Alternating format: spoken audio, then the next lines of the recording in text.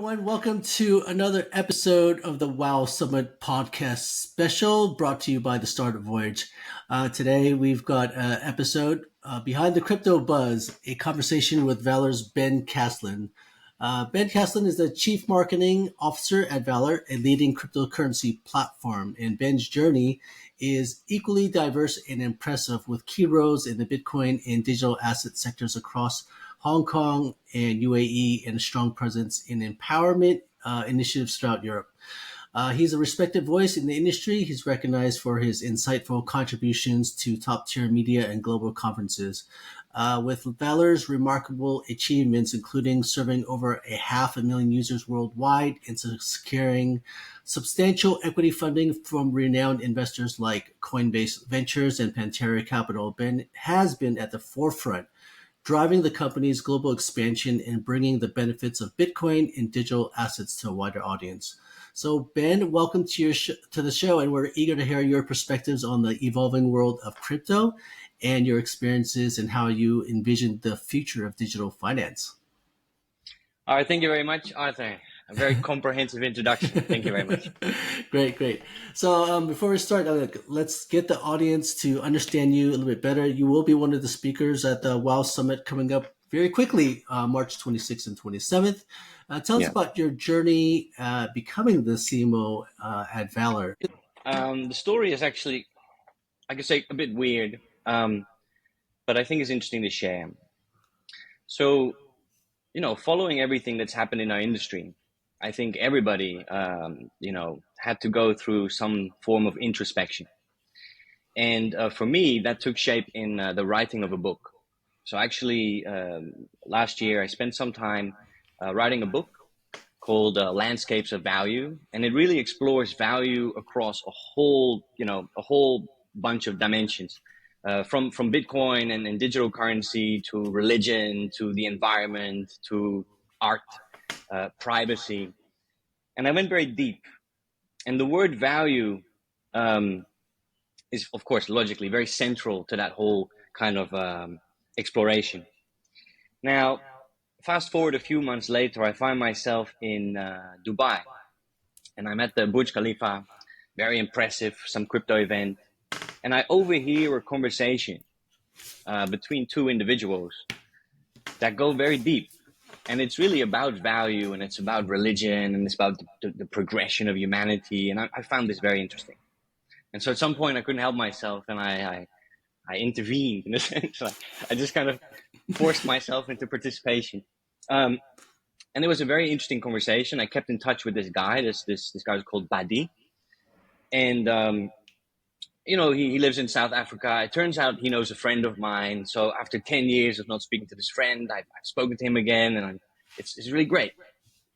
Fast forward a few months later, he texts me and he's like, Ben, we have this position at Valr. Like, I think you should check it out. So yeah, I checked it out, and it's a values-driven exchange. Many of the things that I cite in my book, many of the theses that I put forth are similar to what Valr stands for. And so for me, it was a moment of serendipity. And I followed it, and I followed that lead only because of the interesting circumstances that led to it. So that's really how I led to Valr, how I was led to Valr. And I think, if I had to look at it from a kind of high level view, I have my values, and it is crucial, especially if you work for an influential company like a crypto exchange. It's really crucial that your values are aligned with that of the crypto exchange, or whatever company you work for. That alignment is vital, and I think this has been a journey of value alignment. Mm-hmm. Well, I think it's a journey actually for the whole industry if you look at it. So if you think about the market itself, the bulls and bears, you've looked at NFTs, meme coins, all these ICOs, and it's still happening these days. A lot of new coins getting kind of developed and brought out to the market. Now, the question in the investor's point of view is, what is the value behind this? And sometimes you can question or argue there is no value, it's just a speculation, and let's make some money, right? So how do you think value is then driven from the community? Like, who defines that, and where does it really gain its influence in this market? Well, I mean, it's very tempting to look at short periods of time and and capitalize on hype. That's a very tempting thing. So of course the industry and is full of it. Actually, global economics is full of this type of speculative trading, I guess. So it's not so much that, that's not the unique problem of crypto. I think we find speculation in all markets. I think the way that I've approached it is to understand that, let's say, the value of Bitcoin is part of a larger story about value in general. And so it's not just Bitcoin or finance that's transforming today, right? It's actually, there's transformation happening across all dimensions of human society. And these all need to work together as well. We cannot move in the direction of more privacy on the one hand, and on the other hand, aspire to a surveillance state. Like, these things won't match. So we need to align our values across the wide spectrum of human life. And I think when we do that, we can see the value of Bitcoin, and we can also see the bubbles, I guess. Right. So, I mean, you had a quote on this website, and I'm going to read it right now, Mm. and maybe you can elaborate on where it came from, what you meant by it. Sure. So, just as the laws of physics held within them the possibility of gems, oil, and precious metals, fine art even, so within the perfect balance of mathematics, we find the possibility of Bitcoin. Where'd you come up with that, the meaning, and would love to hear more about that. This thought, it's very surprising that you found that, by the way. It's interesting. So actually, this thought is something that I've been articulating for many years, even before Bitcoin existed, but not in this exact way, because Bitcoin didn't exist. But to elaborate, right? I have some background in music. In fact, I studied music, and I produced music, and I wrote lyrics, and later I even went into painting, like fine art paint and oil and all that stuff. And what I've discovered consistently when you engage in art, I mean, maybe there's an arrogant artist out there that says, this has all come from me. I am so brilliant. Look at the expression of my skill. Sure, you build your skill, you refine your skill. But I found that in the creative process, it's really more of a discovery that you're making. So I would be amazed at the stuff that happens when you make music, and the kind of the brilliance and the mathematical brilliance of music and I guess composition on a canvas. It's discovery. There's very little that can be attributed to yourself. Much of it is just an inspiration, that kind of light that shines in the heart, and you find it and discover it. So I know this is, maybe it looks like it's not related, but it is. What it means is that, I mean, we all enjoy music, and we all understand that there's some mathematical logic behind music, right? The frequencies and the distance between these frequencies. That brilliance was there 1,000 years ago, 10,000 years ago, 100,000 years ago, before instruments were invented. They were there before people sang. The rules were there before there were birds. The rules were there pretty much from the start of whenever we think is the start of the universe. These mathematical rules. It's just that there was no medium yet. There was no vehicle for music. And it's the same with everything, I believe. The same with a lot of things, at least. And so Bitcoin, as we know, is grounded in mathematics. Cryptography is not an invention, it's a discovery. And so Bitcoin is a discovery. It is discovered. If you, it's just like if you randomize a typewriter, there is a 1 in a trillion chance that it will write a Shakespearean poem. Yeah. So we've done a lot of discovery over the past whatever, and we've come across the idea of Bitcoin. Right. And so if you read the quote again, I don't know if I know it by heart, but it says something like, just as The the laws laws of physics held what's the next one? held held within within. them the possibility of gems, oil, and precious metals. Yeah. So look. Yeah. Just as the laws of physics hold within them the possibility for gems. Like, what are gems, right? They take shape, the form. We have value. Oil. Yeah. Oil is nothing but if you put it together in a combustion engine or suddenly you can use it, that's all latent in the universe. It's a Right. pretty interesting universe we live in, and Bitcoin is part of that. Right. So that's my statement there. Yeah. Well, I guess Yeah. you talk about art, and that's one of the other things I wanted to understand too, because I did look at your background, and you were in the music and arts before you traversed into, I guess, the Bitcoin, big crypto world. Mm. How did that happen? Like, were you just introduced early on by friends that, hey, you know, join this industry, check it out, see if you like No, it? no, not really. I uh, I have never had an interest in finance. Never. Now I Mm, do, but just in my life. yeah. In fact, I was like really into music, and I just want to be free, and I wasn't really a fan of how, I don't know, like I have some issues with society and some injustices. So there's some I didn't really want to be part of that system, let's say. Sure. Um, and so after my music, and what was music, right? Music is about addressing a lot of people and really getting a message out there. But Mm, what I discovered is that when you do a performance, a lot of your audience is drunk. yeah. Like they're not really listening to what you're saying; they're just enjoying the music, which is great. But I wasn't looking to be an entertainer, Uh, so I kind of left the music industry and I went into anthropology. Anthropology is a super fascinating discipline. You go deep into culture. And for this, I went to West Africa and I did some studies, field studies in a mosque in the UK, right. where most of the whole community is actually white British converts to Islam. Mm, And they wear kind of Middle Eastern garments, and they have Arabic names. So this is very interesting. So I went there and they talked to me about gold. So this is really early, like I don't know, many years ago, 2014 or something. They talked to me about gold, and they explained to me that in their community, which is kind of global, they accept gold and silver as real money. mm, And as I studied this community, I realized that they are in search of authenticity. They just want to be connected to the real, what's real. yeah. Fast forward a few years late, and I was in Hong Kong, and I worked very closely with my brother, and we worked with many different companies in Hong Kong, tech Mm, companies, so like cybersecurity, remittances, all this stuff, and blockchain kind of came into mm, that. mm, And so, actually, in one sentence to say it, it's actually we, my brother and I, we educated ourselves, or we actually educated others, and in that process, educated ourselves because we were just writing and yeah. exploring, and you discover like, wait a minute, what is this? And yeah, that's and both of us actually were Yeah. drawn into the industry. Yeah.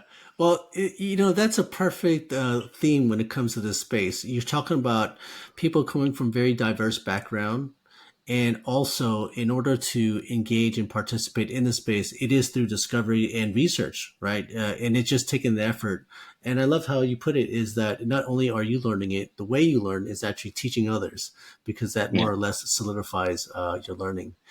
So that's a really cool story. I was thinking about briefly about what you were saying about music is there's mathematics. Well, I always have this conversation with my wife, and we talk about math is everywhere, right? Mm. So when you talk about it being in music, and I grew up playing piano, the saxophone. I was also a DJ for some years, and I remember as being a DJ, it was this. I guess in a way, I never saw it as mathematics, but I guess it really is, right? So you can argue you've got your beats per minute. Mm. I would basically listen. So this is back when there's vinyl. So I listened to the record and I would count myself, and then I would calculate the beats per minute. It was very like manual. And the reason why I wanted to do that and not being like, I guess there wasn't a lot of devices to do it digitally, but it helped more or less train my ear, right? Mm. And then when I'm like trying to create new sounds and mixes, it was all kind of like, okay, I got 8 bars here. In comes this noise for about 4 bars, and then it's all this mixture of sounds. But I guess in the end, you can argue it's based on the mathematical compilation of this Mm. whole set that I'm trying to create, right? Yes. So I guess it's kind of I can imagine it's like that. Yeah, Except what you yeah, can add to it. I think yeah. what you can add to it. is Yeah. that it's not just numbers and mathematics in the sense. Right. Rather, I think we have an innate attraction to the beauty of symmetry. And Yes. so it's not just that we're doing 4 and 5 and 6 and 2. Rather, we're saying, I want this sound to be this long because it feels good. Yeah. And so it turns out that mathematics also can feel good, and you're kind Yes. of going in the right direction. So Yeah. Einstein was probably a very happy person, because you're constantly exposed to the brilliance and magnificence of the world around you, Yeah. because you're looking at it at the kind of skeletal level. And I guess Sure. it's no different for neurosurgeons and everybody. But once you go into detail, you start to be amazed. And I Yeah. think it's the same for Bitcoin. I think hopefully it's what draws us in. It's just you start to see the brilliance of Yeah. what's Yeah. before you. Okay. Well, let's dive back into what you were talking about, your whole alignment of values. So talk about Valor a little bit. So what Hmm. values did Valor have that really aligned with your values? Sure. So maybe a short introduction on Valr. Valr has been around before I joined Valr, which was 2018. And while it's a kind of globally remote company, the CEO is in the US. I'm in Hong Kong. There's a bunch of people in Malaysia. Like we have staff around the world, but the headquarters is in Johannesburg, South Africa. And South Africa is really one of the adoption hubs of crypto in the world.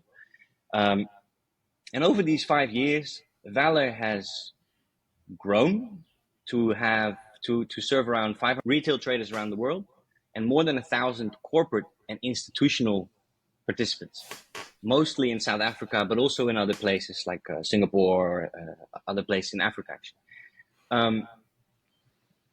So the products are just like most exchanges. So I don't really have to go into that too deeply. But I think what's really differentiating about Valr is that it is first and foremost values driven, which means yes, we can make revenue. Yes, we can make profit. That's good. We can pay salaries, operational costs, whatever, expand your business. But we will never compromise on our values. We can compromise on our revenue. We can compromise on our profits, but never on our values. So what are these values? Well, first of all, being values driven, I believe, is the key to long-term success, especially in an industry that's lacking in values. And so it's just going to show over time. It's one of those things, yeah, you can tell people, oh, this is my value. Actually, a value is proven over time. So, Valr celebrated its 6th anniversary yesterday, which won't be yesterday for the people listening, but let's say the 20th of March. And despite everything that happened, everything, Luna, FTX, all of this, Celsius, Valr came out unscathed. In fact, it came out thriving. It's had its strongest year yet. Last month was top trade volume, like all-time high trade volume for the entire 6-year period. And this is all because of integrity. It's all because integrity is proven over time, and it's starting to act like a magnet. And so what are the core values? I can mention 3 that are very important. One would be unity. So unity is a very important core value at Valr because we believe that the global financial system should reflect the oneness of humanity. And that's more profound than it sounds. It's actually very profound. And we have a big problem in the world in terms of division and polarization. And the financial system exacerbates that division. And we need to try and solve it. So we know what we're doing here is, profitable and cool and exciting, but there's also a meaning to it. And each decision that we make has to serve to bring unity and to connect people and to kind of work towards more justice. The second principle is service. So service is a core principle that we believe is part of being a human. Like we should serve each other. Actually, it makes you happy when you help other people. Now, I'm definitely not going to give a new story of, effective altruism and all that. Like, whatever. I don't even want to, like, in that sense, like, it's not bad to be good, but it's bad to pretend to be good, and that's bad for everybody. So I'm not going to mention that. Service is different. Service is part of human nature, and it's part of what makes us work as a society. So, as a crypto exchange, we should not see ourselves as some exploitative parasite in society that just scams people of their money, and makes a lot of money in the process, and we act popular. No, actually, we know that we're dealing with people's life savings, with important treasuries, companies, businesses, all of this. We have to serve them. We know we're working towards the unity of humankind and trying to get finance to support that. And we have to do that with a kind of a spirit of service. So again, every decision has to be in that every decision has to be in that spirit. And the last one is truth. So truth is a principle that is, well, there's a zero tolerance policy in Valr for lies. If there's no truth, or it's like, oh, you hide your mistakes, or you hide this, there's zero tolerance, because we're dealing with people's assets. And that's also to the user, and that there will be no lies. And it's very interesting, because you might think, of course not. I bet you there's 99% lies in the industry. You check. Yeah. If people say we have the best security, do they have a security officer? Do they have a security team? Do they do monthly penetration tests, or is it just words? And I think there is lots of that in the industry. That's why there will be more collapses, and we need to be prepared. And so in the spirit of truth, and in a commitment to truth, we have been proposing a whistleblower program. So we've published something with the CEO in Cointelegraph, and we're talking to regulators. There should be a whistleblower program globally, carried by the regulators, supported by the rule of law, with the possibility to give protection to whistleblowers. And I think then we can start to see that the people, which is really the majority in our space, with integrity, can bring out the bad roots in this space. And I think we can really get to a better level and be more on par with what we can see in terms of standards at, let's say, a BlackRock or a Grayscale, whatever, right? Yeah. So I can hear that that's probably your true differentiator in the market, because most of these exchanges that I see, a lot of it appears in pretty obvious that their focus initially is actually revenue first, and Yes. then let's build some values after the fact, right? Mm-hmm. Especially when there's a hot spot that, something is going bad with their exchange, right? The narrative needs to change for themselves. But I do believe I've been waiting for this industry to still clean itself up. I do believe a lot of exchanges are hanging by a thread, and fortunate for them if they're able to hold out for this long through the crypto winter. And yes, now there's trading volume back again. But yeah, from most of these exchanges, much of the focus was user acquisition. How do we get more? How do we get more? Going to the emerging markets, more volume, more volume. And that was the focus, rather than how they're going to best serve the community. So I really like that approach. Well, just to Yeah. add, sorry about it, Arthur, but Yes, go ahead. Go ahead. look, if there are exchanges that are suffering or struggling just because it's difficult, I wish them the best, right? And that's great. But if there are exchanges who are struggling because they've lied and they're just like in trouble now, to be honest, like, I hope the users can see it, get out, let it collapse. Who cares? Like, it's finished. This is 15 years. We've had Mount Gox, we've had all of this stuff. We've had FTX, we've had Luna, Celsius, AX. A lot of stuff has happened. And it's like, are we really going to like continue that? No. So even, what is it? Even in Hong Kong, it was last month with Yeah. Bit4X. It's Yeah. very recent. It's not, JPX. Yeah. yeah, and JPEGs before that. This is not finished. It's not finished. And we just need to have a zero tolerance, zero sympathy approach. I didn't get sympathy when the exchange fell apart. It's like, okay, deal with it, right?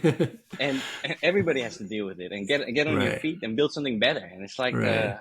yeah. Anyway, Well, I love the idea with the whistleblower program, because that in itself will help put people on their toes, and kind of really look at how they're running their operations. Because I actually have someone that I know who I spoke with recently, recounting the stories of how they've lost thousands in through that Voyager fiasco, yeah, and wanting to get back into the market, but not sure who to go with, right? Because yeah, it's, back in those days, there were a lot of name brands, like you said, that says we're good, right? And We've got great security and funds are segregated. It doesn't really matter Yeah. these days when they said, "Oh, we've got proof of reserves."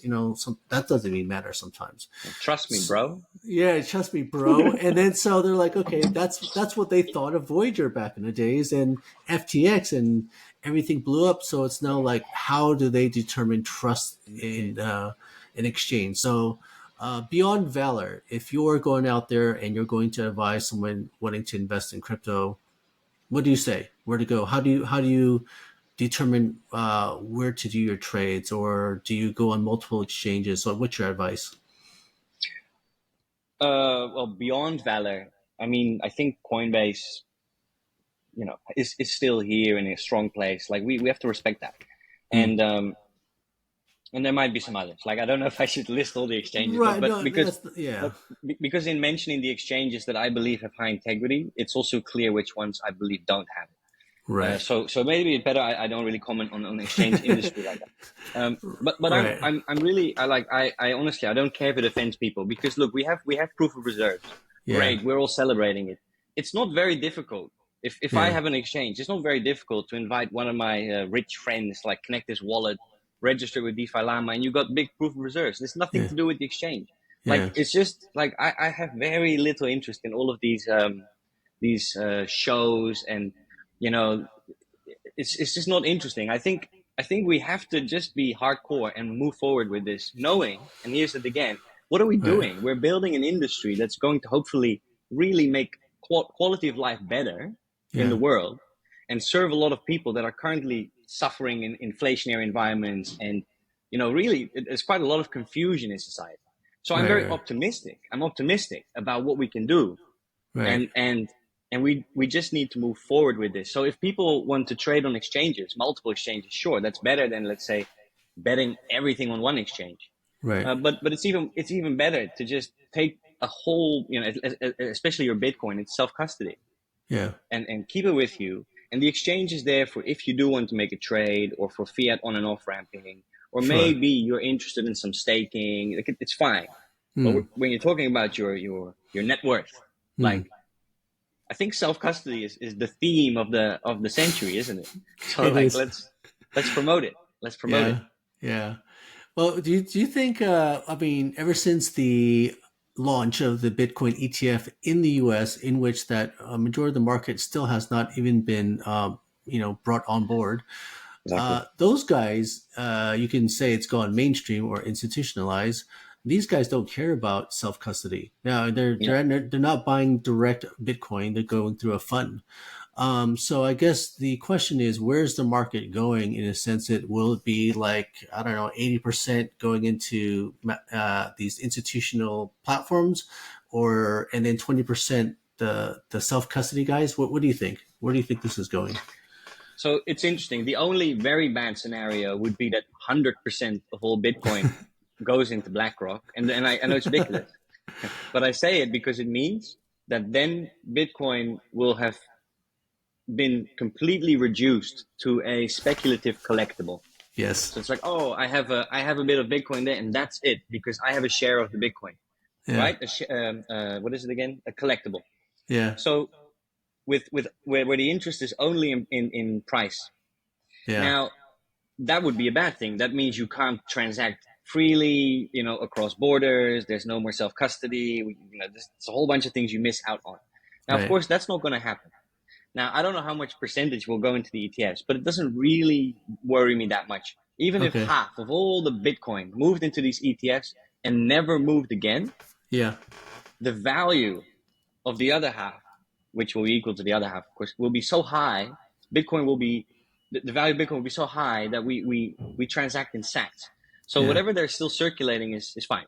Yeah. You know Yeah. what I mean? Because it can always divide into smaller pieces. Um, you know it, right? Yeah. And Yeah. that's I don't really see a problem, but it is a problem in terms of because you mentioned, oh, then these guys are not interested in self custody. These guys don't know about self custody. They don't Right. really understand self custody. People just look at Bitcoin and think, great price appreciation. Oh, 21 million, random number. I think there's a lot behind it, right? Right. Right. Again, if you appreciate the beauty of mathematics, um, so let's say there's people that listen to music and can really understand and feel and have a good sense of what's happening in the music, and others just hear noise. Right. Okay, so if you want to share in that noise, good. But that's the noise is not going to move the needle. It's all of the features of Bitcoin in its full richness that give Bitcoin its value. Right. So that's the answer. Like I don't mind how much goes into the ETF. It'll make the rest of it more valuable, but that's not really where the value is, right? In Right. the Right. ETFs. Right. Well, is it fair to say then that Bitcoin has not yet gone mainstream? If everyone's just looking at it from a financial value level, they're not really Hmm. understanding Bitcoin. So, Yeah. I mean, would you Yeah, agree? I would Yeah. fully agree. Yeah, it's not yet Exactly. gone mainstream. No, for me, mainstream, but there are some places, right? So, Yeah. and in my experience, it feels mainstream because a lot of people that I interact with speak about Bitcoin and it's Sure. normal. But when I venture, well, I don't know, when I contact my neighbors or whatever it is, like you'll notice that they'll know about the ETFs, but that doesn't mean it's going mainstream. Yes. Mainstream is that people know, just like gold, like, oh, it's not going very well. I need to buy some gold. That and that's in Hong Kong, that's in Vietnam, that's in Yeah. India, that's in China. That's mainstream, Yeah. right? Yeah. Yeah. It's true. Well, so I think you focus a lot on your community at Valor, and it looks like your exchange in itself been in development for quite some time since 2018. Are you contributing any other way in Web3? Like, are you working with partners to develop new technologies, or just like I guess develop new products? Do you guys do No. do a lot? No. No, I mean, of course we have partners, but no, I'm very busy. Like Yeah, I'm very focused on Valor, so I don't yeah, do any side projects. yeah, Um, I think, over the years, of course, I've worked with different projects, and even at Valor, there's a lot of innovation you can drive, which is important for the ecosystem as a whole.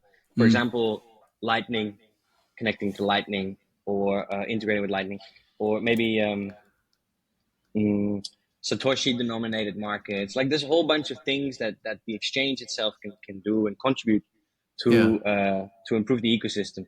So no, I'm not. And Web3, yeah. the background of Web3 is an interesting story. A few years ago, nobody spoke about Web3, Right. and actually remember at that time we were looking like what's going to be what's the next thing, and I actually found an article on Hacker Noon, which Okay. was it said D-Web tokens might be the Yeah. next thing. Yeah. So I was like, D-Web tokens, checking decentralized web tokens. I read about it, and one term stood out. It was like Web3. So I was like, Yeah. oh, interesting. What is this Web3 thing? And so we decided to jump on it and start writing about it quite a lot. And Yeah. we pushed out quite a lot of content. So the SEO around it started to take shape, blah, blah, blah. About a month later, or maybe 2 months later, now maybe a month later, we saw similar content with Binance, with OKX. There's a lot of Web3 stuff suddenly. Right. And you realize like it's not that we caused it. It's that we picked up on it really early, and it, Yeah. it, it came as a wave suddenly. And it's really prominent in Hong Kong as a theme, Mm. and less so in Dubai. But to be honest, it's just another word for crypto. Yeah. Like, like again, we're doing this. This is just like the Federal Reserve. Like one day it's quantitative easing, and then it's whatever it is, new term, new term. It's the same thing. So Yeah. Web3 is essentially just crypto, and it taps into the same principles. Right. But it's a nice way of talking about it without upsetting people that get upset when they hear crypto. So It's interesting you say that. Obviously, for podcasts, I reference it as Web3, right? So people ask, what do you do for a living? Oh, I'm a Web3 podcaster, YouTuber. Very simple. Now, number one, crypto sometimes has that negative, buzz connotation around it. So that's one reason why I change it. But then I often ask people their opinions. What do you think Web3 is? And I get so many different answers. People actually really don't know. Then I got people in the industry. I was talking to someone I'm about to interview probably next week. They're talking about Web 4, right? So I'm like, okay, so I've seen stuff on reels and shorts saying web one is this, and then web two is like was read, then read and write, but now Yeah. whatever, right? So I'm like, okay, well, is that? I guess that's a easy way to simplify it to the main audience. But yeah, web three very easy to use, but when people ask, what do I think it is? I said, well, it kind of encapsulates kind of everything that's going on right now. You got blockchain, you got AI, you've got crypto. If you want to talk about DeFi, yeah, I mean, it's this whole space, right? To kind of show that because it's quite nascent and still evolving. So it's interesting you say that because Web3 here is prevalent in Hong Kong for sure. But yeah, I always wondered how it is on the outside world, or people are still attuned to just use crypto only, right? To reference the space. Well, I Yeah. mean, in Dubai, you can hear people talk about Web3, but in Dubai, when I was there was much more interest in just big OTC flow and like USDT and getting, Yeah. hedging against all of this risk in the monitor in the system, like with the Swift exclusions and all of that. Yeah. Very not Web3. Like I'm sure there's some expositions where they talk about gaming, but that wasn't the thing that captured my attention. But Sure. I agree with you that Web3 could be seen as a very broad term. Sure. But you might say that's just tech or just digital stuff. Yeah. I think Web3 is very simple. Yeah. It just means that just like with Bitcoin, enables you to be kind of a self-sovereign individual. Yeah. So you hold your Bitcoin. Your money is not being debased by others because it is decentralized and how do you say, with a fixed supply. That ability that you've been given in this world to live in a self-sovereign way is very difficult to live in a digital environment, Yeah. right? You're basically being surveilled and being exploited for your data and everything. So all Web3 it's kind of recreating it's kind of recreating the digital world in such a way that we can live with dignity and sovereignty. Yeah. And everything else around it, to be honest, even AI, like that's all cool, but it has nothing to do with it. In fact, it might actually Yes. be anti Yes. Web3. Yeah. AI could completely destroy our sovereignty on the internet, right? Could completely destroy our ability to do anything. So I Yeah. don't know if AI is really part of Web3. It might be the opposite. Let's see. Good point. Good point. Well, I want to bring back this one opinion article that you had produced about a year ago, and this is about how Dubai and Hong Kong are sort of seen as the big hubs in this digital asset space. And then I caught this one article about some Dubai royal nephew family Yeah. office deploying 500 million here in Hong Kong. The way I've always recognized it is it'll be two different markets, different purpose, a huge financial, I guess, underpinnings that they will work together to create this digital asset space together. Mainly with alignment, like you said, mainly on OTC flows Right. and capital market products, right? What Exactly. do you, now it's a year past. What do you still agree that this will happen, or is there a clear winner, or what do you think's gonna? Where's the shift? Okay. Super interesting. First of Yeah. all, Hong Kong beats Dubai in terms of history. Okay. Like the historical significance of Hong Kong in the crypto industry is top. Is among the most important places in the world in that sense. Mm-hmm. Not now, but I'm saying historically in crypto. We all know that the majority of Bitcoin mining happened in China for a long time, and so we know that Hong Kong is the gateway between China and the rest of the world, right? This whole story, so we can Yeah. understand that after many like cryptos has been important in Hong Kong, and it's always been unregulated. Right. All the big exchanges have a history here, not Coinbase, but like Binance, OKX, FTX, AX, BitMEX, all of it. Perpetuals were invented in Hong Kong, right? The Right. Bitcoin perpetuals. Yeah. I think BSV. I mean, I don't agree with it, but Craig Wright and all of his drama. I think he was here near my home in a hotel announcing a Yeah. bunch of things. So that's Hong Kong. Yeah. Dubai is a powerhouse, of course, with for all the right reasons. UAE, I should say, is a Yeah. powerhouse in the region, and the Gulf in general is a powerhouse.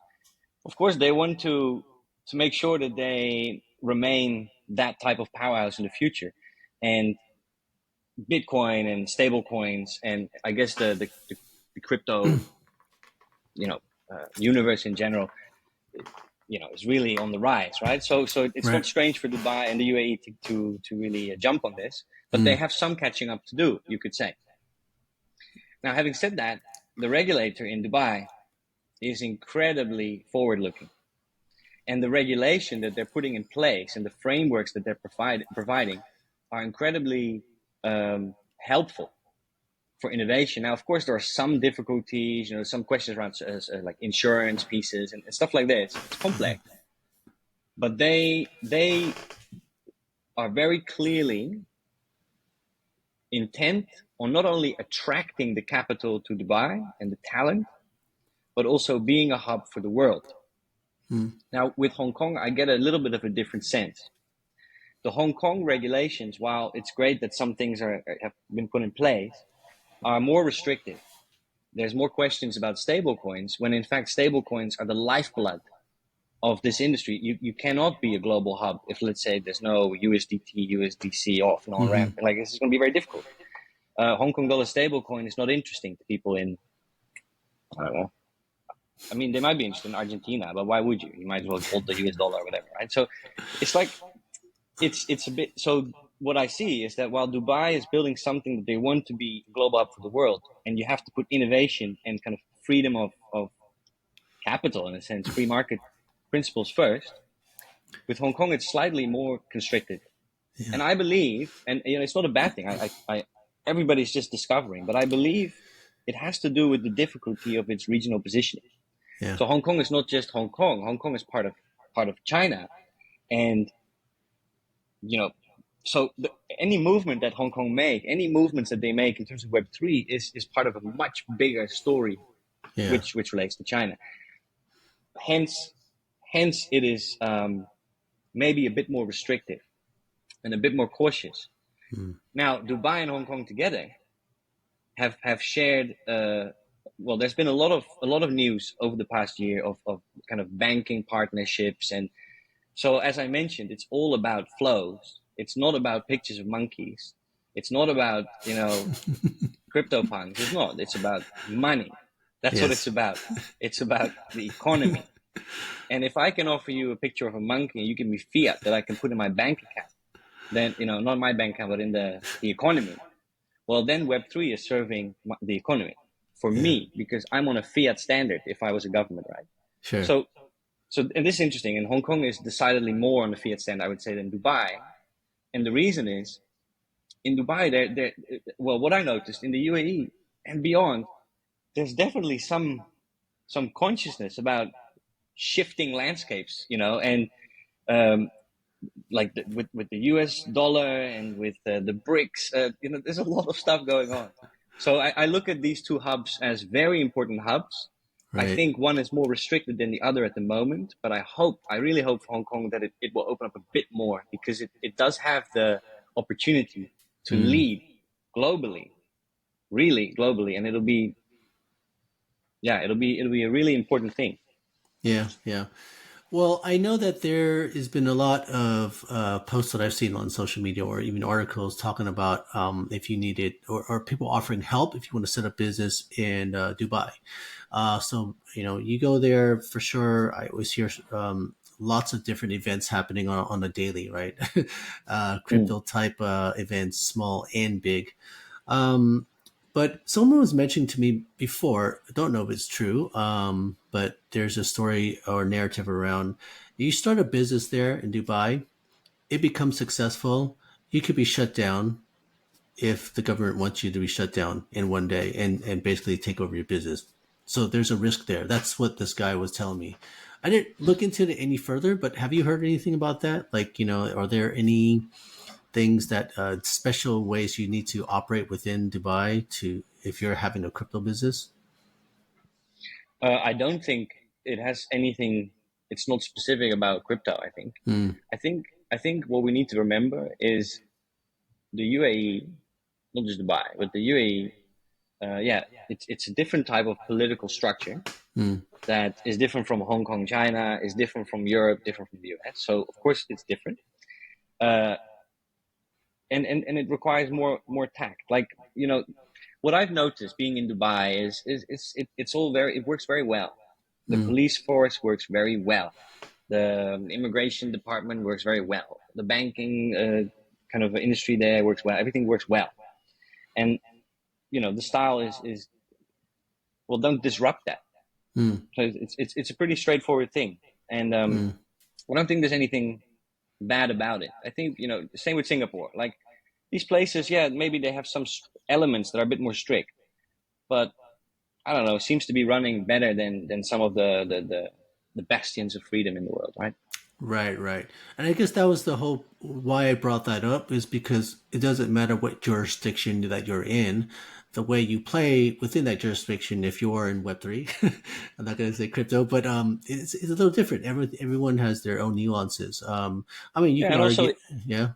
sorry, also if you have a company in the US, I don't know, like Coinbase, and then you get sued by the SEC. So like, okay, right? Yeah, yeah, exactly. So that's the whole point. I mean, you pick your jurisdiction. I think that's why people are looking at supporting multi jurisdictions and getting licenses in multiple places as well. So it makes sense, right? I think that's still the play.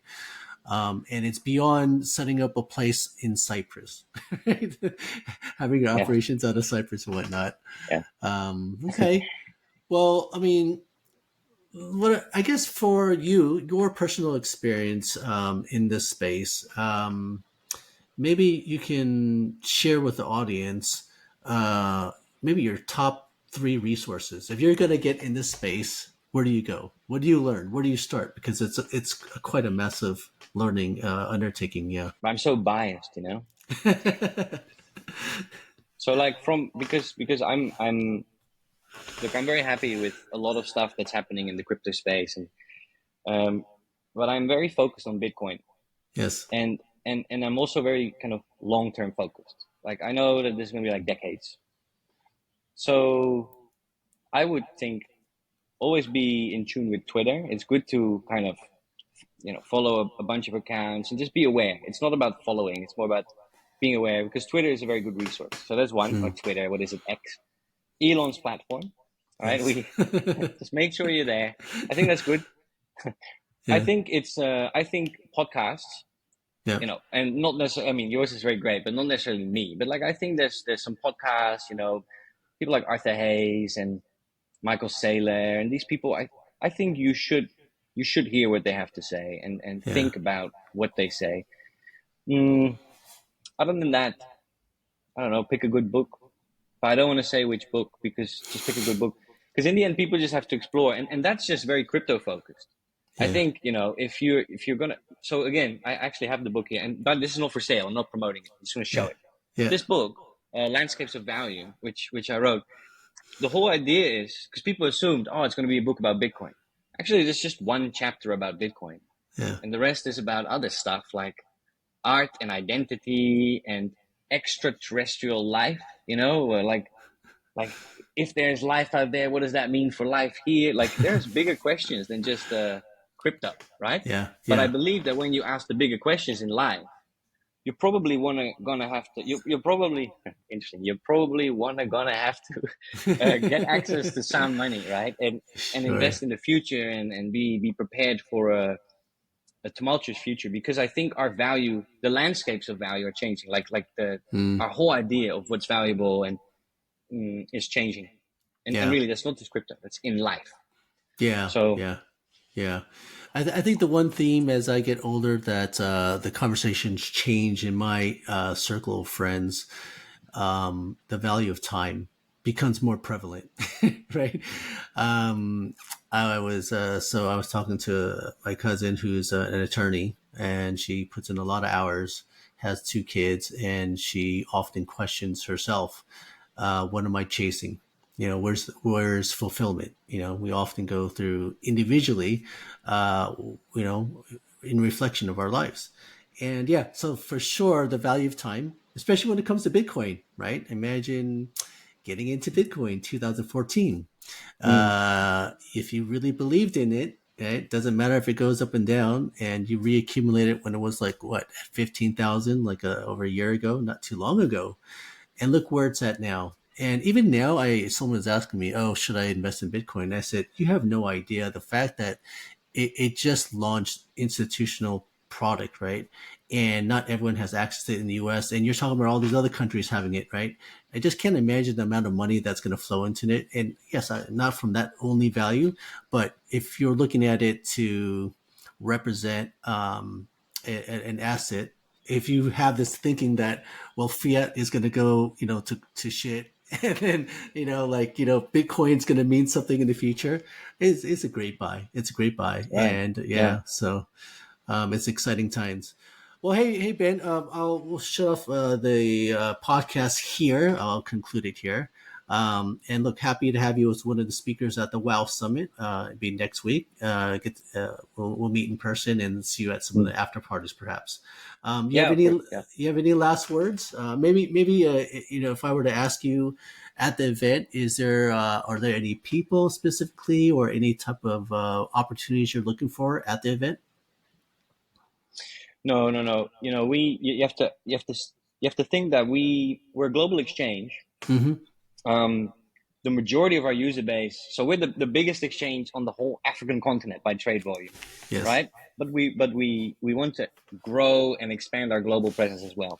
Coming to Hong Kong is not really a kind of a spree for like a search for users in that sense. What Of we're course. coming here for to the event is to find partners, to understand more about the dynamics, not just Hong Kong, but Asia at large, Right. especially institutional flow, family offices, corporate participation. Because for Valor, the majority of our volume comes from corporate and institutional traders. So Mm. it's like we actually serve businesses and things. So we wanted to know what does that look like in this region. Um, Okay. that's why we're at the WoW Summit. Yeah. Excellent. Excellent. All right, Ben. Well, I'll see you soon, and thank you for joining the podcast once again. Yeah. Thank you so much, man.